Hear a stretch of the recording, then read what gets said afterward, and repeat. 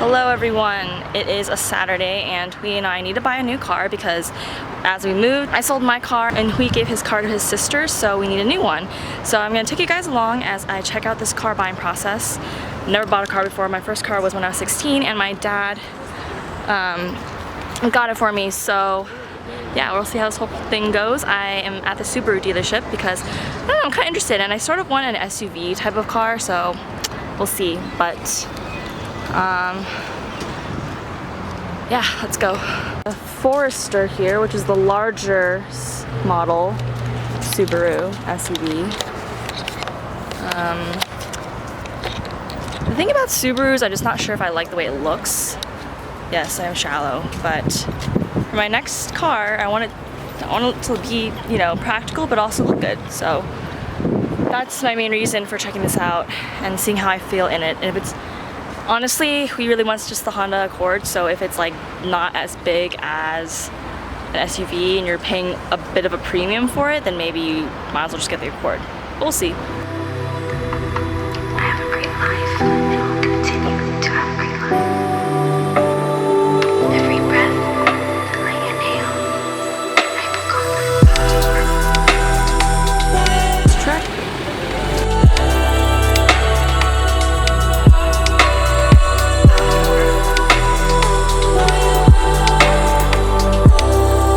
We are here at our second location to try Hondas. We're gonna try out a few different ones.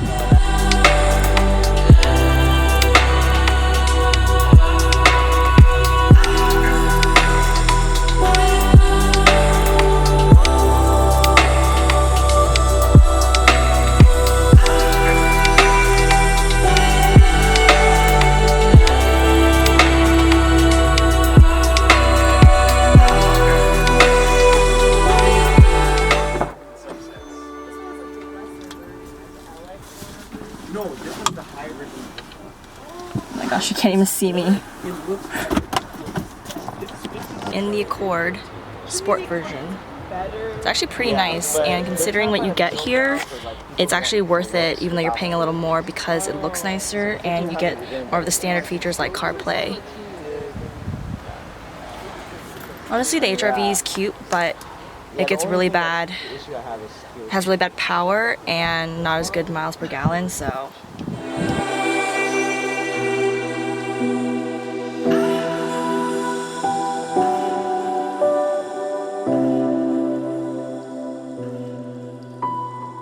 So really enjoyed the Honda Accord. It is a little more pricey, but it had a lot of good features. And the HRV I still like, but is also, you get less, it's slower, it doesn't get as much MPG, so I'm not sure. But we're now at Toyota to really compare the Camry with the Accord because they're kind of similar, and to see if you get any more features, if it's cheaper or if it's better, and how it looks. I know I'm all about the looks, but yeah, let's check it out.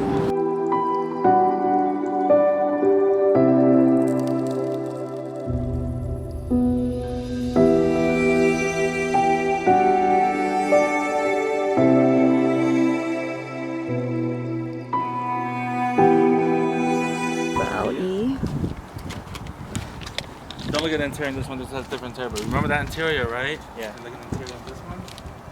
Now, for less than $1,000 more, of course.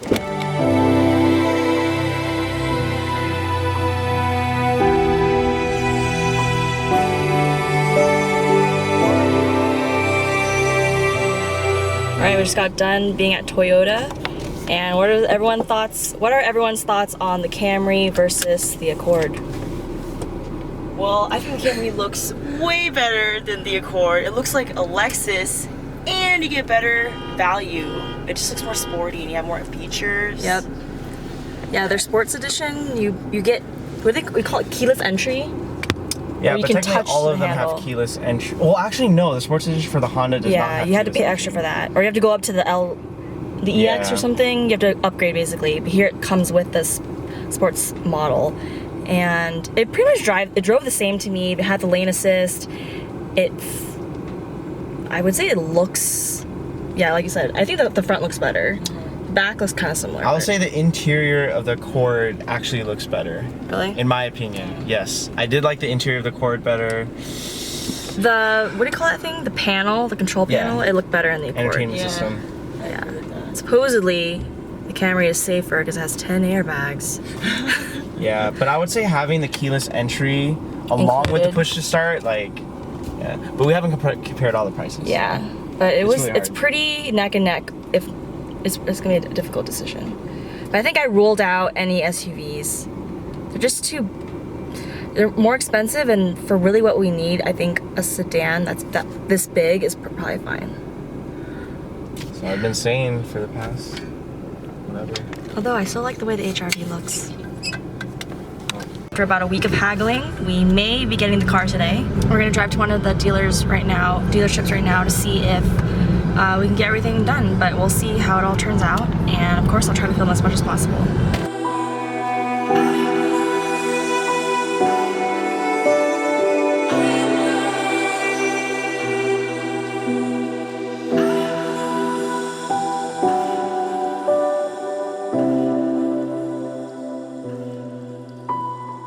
We got the car, yay!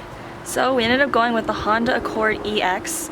The reason being, the Sport, even though we like the way the Sport version looked more, the EX is the one that has the keyless entry, so you can basically hover you don't ever have to take your key out of your bag. So that's really what sold us.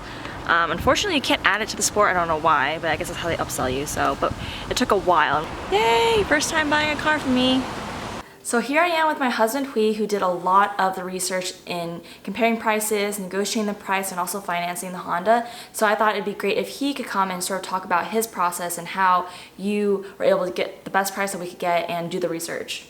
Yeah, so the first thing you want to do, or the first thing we did, was get as many prices as possible to get a good baseline of what the car usually goes for. And there's two types of prices. One is MSRP, which is before taxes, fees, and all those other things. And another thing is the actual out the door price. So that's after taxes and all those other extra fees. So usually they only give you the MSRP price, which is fine. So you want to start at the lowest baseline possible of price to figure out what is actually a great MSRP price for this vehicle. And I think what I used was TrueCar. There's other various websites that give you various buying history in your area, and you probably want to aim for the great price towards the lower end. And that should be your target number. You may or may not hit it, but you should have that in mind during this negotiation process. So what I did was I went to truecar.com, and then we sent out inquiries for the exact vehicle we're looking for to multiple dealerships, and from there TrueCar will send you an email with MSRP prices for that vehicle at different dealerships near your location. That usually is gonna come from the internet sales manager at the dealership, which typically gives you a little bit lower of a starting price than the actual salesperson if you were to walk physically into a dealership. So that's why I like to do it online. We also did the Costco auto buying program, which also gives you a very relatively lower and fair price to purchase the vehicle. It's still not the best price a dealership can get you, but again, it sets a certain baseline where you know, okay, here's my starting point. You want to do this again instead of walking in a dealership and starting at the highest price possible, because that's how they usually get you anchored onto a very high price, and then you have to work your way down. You want to start yourself as low as possible to start the negotiation process. I looked at all those baseline prices, and then I chose the lowest price and then started calling other dealerships and asking them if they can meet that lowest price. And usually I ask for 500 to 1,000 lower than that price, because usually if it's between a few $100s, it's not really worth it. Wait, so you asked for 500 or 1,000 lower than what the other person told you? Is that what you're saying? Yeah. Okay. So you're gonna call up a few dealerships, you're gonna get different prices. Some of them are gonna say, yes, we can meet that price at $500 lower or $1,000 lower than the first dealership which had the lowest price. And then once you're able to find that lowest price after just giving the dealerships one ring, you want to then go to the dealership itself with the lowest price and actually go through the negotiation process of purchasing the car.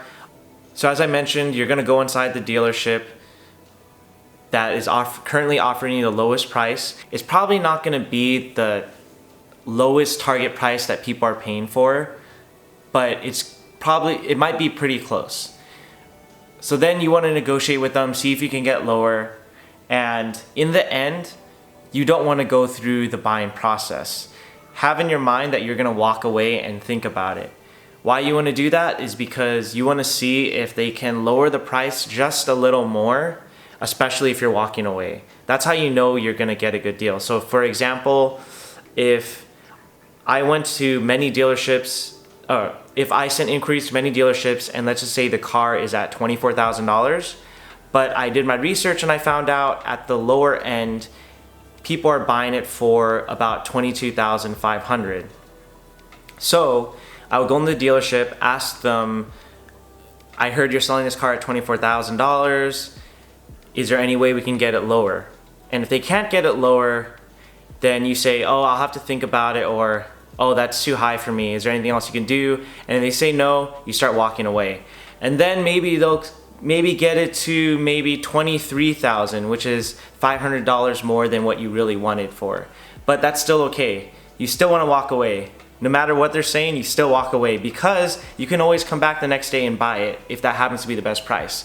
So we have our $23,000 price, and we want to call other dealerships again and check on them to see if they can beat that price.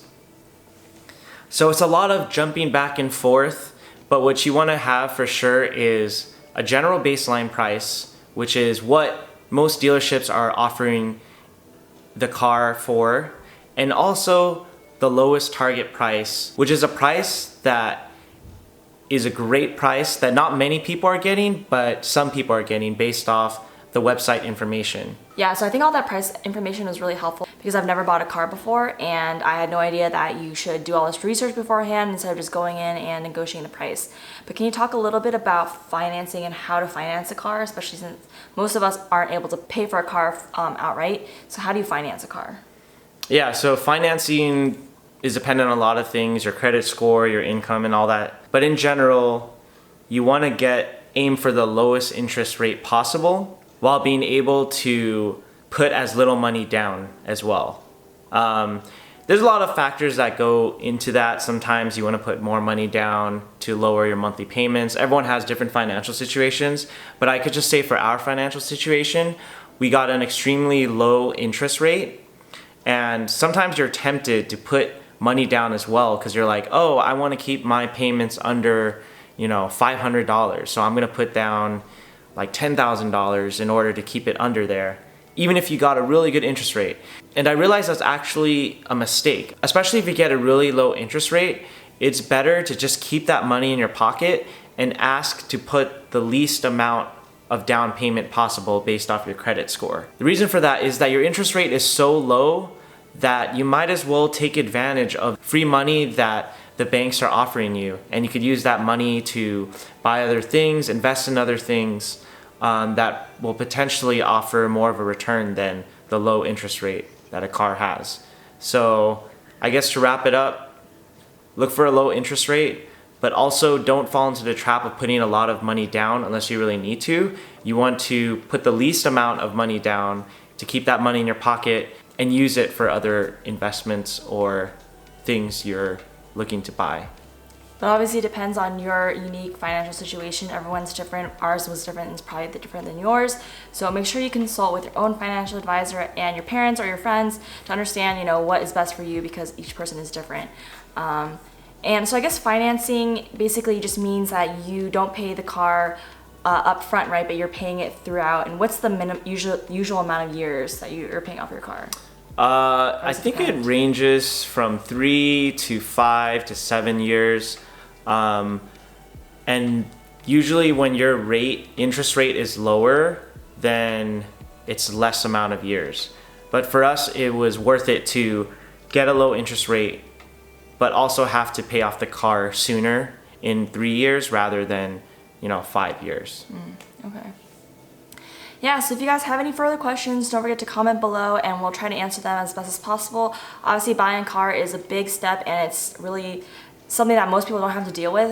So, you know, we understand that it's confusing, and hopefully what we said and, you know, what we showed you is informative. But, you know, if you have any further clarifying questions, don't forget to ask. Please give this video a thumbs up and subscribe for more content, and I'll see you in my next video. Bye.